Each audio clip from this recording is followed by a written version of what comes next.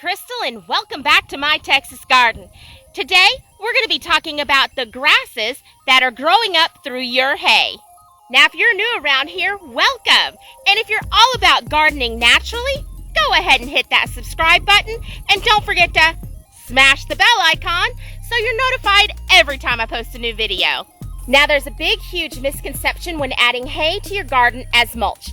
You'll hear a lot of people say, if you add hay to your garden, it's going to sprout seeds. Now, it is true that hay has some seed in it. Maybe some from the hay itself and some from different grasses growing in the hay field. And yes, if given the right conditions, those seeds will germinate. And those conditions are sunlight and moisture. Now, if you don't put your hay in thick, and that is the very important thing, adding that hay in thick. If you don't add it in thick, you'll see grasses growing through, just like this.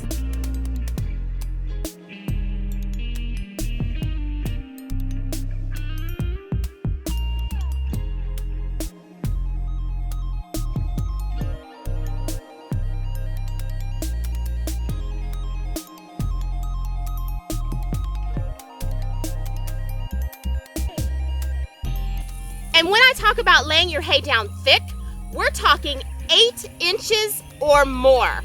It's most likely not the hay seeds or any seeds germinating. It's most likely the grasses that were on your ground to begin with.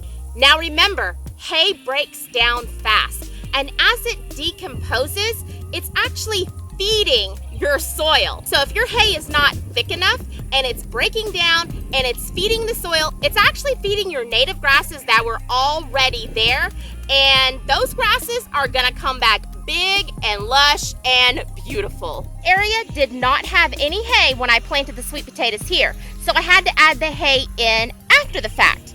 I didn't want to smother out my sweet potato plants, so I purposely put the hay in at around 4 to 5 inches. We're gonna call it 5 inches. Now, since I only put my hay down 5 inches thick, I knew that some grasses would grow through, and I knew that I'd have to come back in and add more hay. Now, hay, unlike wood chips, decomposes very, very fast. So even if you put the hay to start with at 8 inches or more, you're most likely going to have to come back throughout the growing season and add more hay.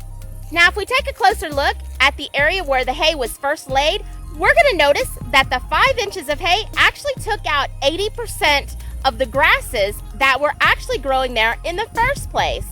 So this area over here on the back side of the sweet potatoes, the grass was actually just as thick as you see right here. So what do when we find grasses growing through our hay? We add more hay. It's really and truly that simple. So we're taking a summer of constant weeding, using a hoe, trying to get the weeds and the grasses out of your garden. We take that away and we just simply add more hay. If 4 to 5 inches has already removed 80% of the grasses that were growing here in the first place, that next 4 to 5 inches that we're going to add in is going to wipe out the rest. And as our growing season goes by, when we notice more grass growing through, we know that that area of hay has broke down and it's time to add more hay.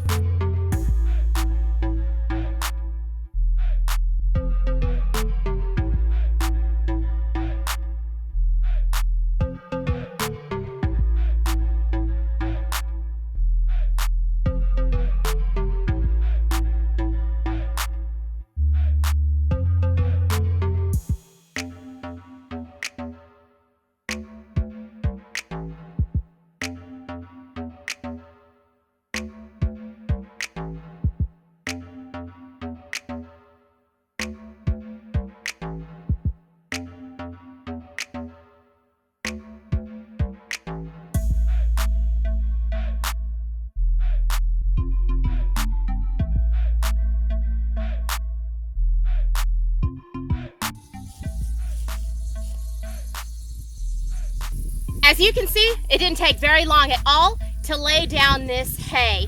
maybe 30 minutes to lay down this small area of hay, and that included me wrestling around with the bale of hay. Now, I actually didn't pick any weeds at all, but if I saw a grass that I knew would be kind of invasive and kind of hard to kill, I went ahead and just pulled the top and just laid the hay down on top. You can do that, or you can just simply lay the hay on top, or you can actually pull the hay out and weed all the weeds out of there. I don't, because that's a lot of extra work, and quite frankly, I don't want to do a lot of extra work. I don't want to spend my summers weeding, and the hay is the best option for that. So I want to add one quick thing. When you guys are working with hay, or any mulch for that matter, you want to wear some sort of mask. I did not today because I'm filming and it's kind of hard to talk in the mask, but you want to wear that mask for your protection because there's mold spores in here and you don't want to breathe that stuff in and get it into your lungs, especially if you have any sort of allergies. Now I want to take you guys over and show you one thing. It's going to be kind of a preview to our next video. So before we add any more hay to this area, I want y'all to make a note of this. Now this plant right here looks really bad because it was laying down on top of that poor little ghost pepper plant right there. But anyway, we just staked it up, and so its leaves are still pointing downward. It's going to take all day for the leaves to begin to point upright. But this is what I want you guys to look at. You see this plant right here? You see how big and full. Now this is just within the last couple of weeks. It just exploded. I want you to look at this tomatillo plant right next to it, okay? Look how yellow it is, okay? And this tomatillo plant right here, okay? And this one right here, and this one right here. Now they've gotten all big, but notice how yellow they are, okay? Also, notice there's no hay on the bottom here. We have just kept it kind of weeded out. No hay, okay? And you see we've got some tomatillas right here. Already starting. All right, now notice how big and full this plant is. Okay, so there. Now this plant does have some grass on the bottom, but check this out. Half of the plant area is covered with hay.